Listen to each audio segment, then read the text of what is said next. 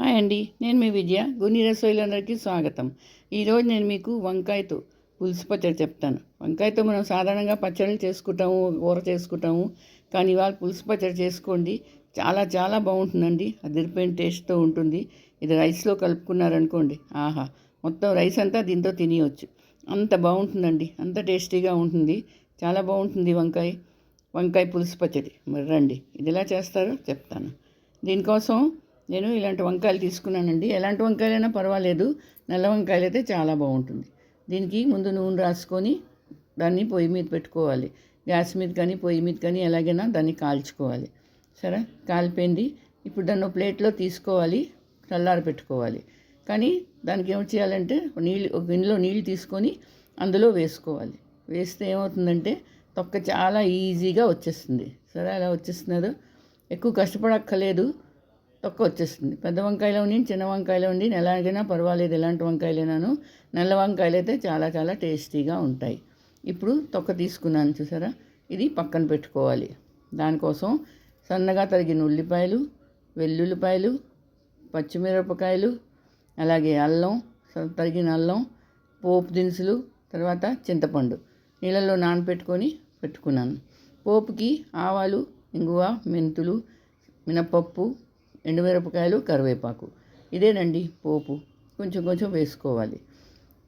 ఇప్పుడు ఏం చేయాలంటే గ్యాస్ ఆన్ చేసుకొని, స్టవ్ ఆన్ చేసుకొని దాని మీద మూకుడు పెట్టుకున్నాను. మూకుడు పెట్టుకొని అందులోని 2 నుంచి 3 చెంచాలు నూనె వేసుకోవాలి. నూనె ఏదైనా పర్వాలేదండి, ఏ నూనె వేసుకోండి. నూనె వేసుకొని 3 చెంచాలు అనుకోండి, నూనె వేసుకోవాలి. వేసుకొని నూనె కొంచెం కాగనీయాలి. నూనె వేడెక్కిపోయింది చూడండి.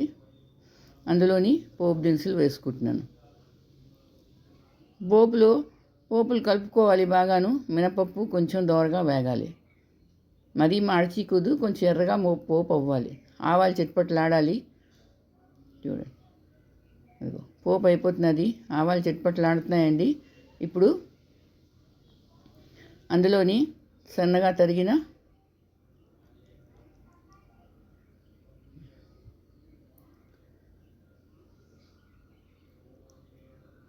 ఉల్లిపాయలు,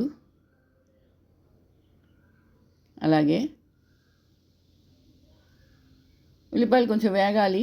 తర్వాత వెల్లుల్లిపాయలు, పచ్చిమిరపకాయలు,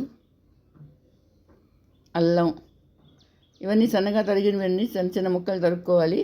ఇవి వేయించుకోవాలి. ఉల్లిపాయలు కొంచెం దోరగా వేగాలి. ఇప్పుడు దాంట్లో పసుపు,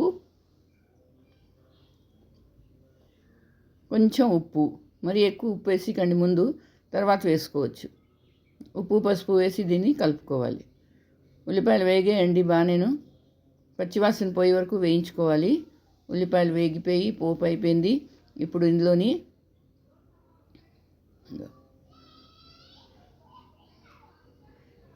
నానబెట్టిన చింతపండు ఉంది కదా, దాని మగ్గు వేసుకోవాలి. మరీ ఎక్కువ కాదు, చూసుకోండి మీకు ఎంత పులుపు కావాలో అంత చింతపండు వేసుకోండి. వేసుకొని ఇది కొంచెం కలుపుకోవాలి. చింతపండు ఉడుకుతున్నది.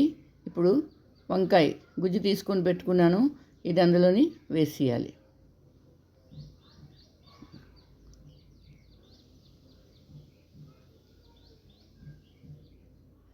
వేసి బాగా కలుపుకోవాలి. చాలా ఈజీ అండి ఈ ప్రాసెస్, బాగానే ఉంటుంది. వేగనం కూడా అయిపోతుంది, పెద్ద టైం పట్టదు. గుజ్జు వేసిన తర్వాత దీన్ని కలుపుకోవాలి. ఇప్పుడు అందులో నీళ్లు పోసుకోవాలి. నీళ్ళు గ్లాసున్నర నీళ్ళు పోసుకోండి, మరీ ఎక్కువ అక్కర్లేదు. పోసుకొని ఇది ఒక ఉడకనీయాలి. ఇప్పుడు అందులోని దింపి ముందు పంచదార, ఒక 1/2 చెంచా పంచదార వేసుకోవాలి. పంచదార వేస్తే దీని టేస్ట్ మరీ బాగుంటుందండి, చాలా చాలా బాగుంటుంది. పంచదార మాత్రం కంపల్సరీ వేసుకోండి. పుల్లగా తీయగా ఎంతో బాగుంటుంది, అదిరిపోయిన టేస్ట్ వస్తుంది దీనికి. ఇప్పుడు కొత్తిమీర, సన్నగా తరిగిన కొత్తిమీర వేసుకోవాలి. అంతేనండి, వంకాయ పులుసు పచ్చడి రెడీ. ఇప్పుడు దీన్ని నేను బౌల్లోకి తీసుకున్నాను చూసారా. ఇది ఎంత బాగుంటుందంటే అంత బాగుంటుందండి. మరి మీరు అందరూ చేసుకోండి, అందరికీ చేసి పెట్టండి. అలాగే నాకు వీడియో నచ్చితే లైక్, షేర్, కమెంట్ చేయండి. మళ్ళీ ఇంకో వీడియో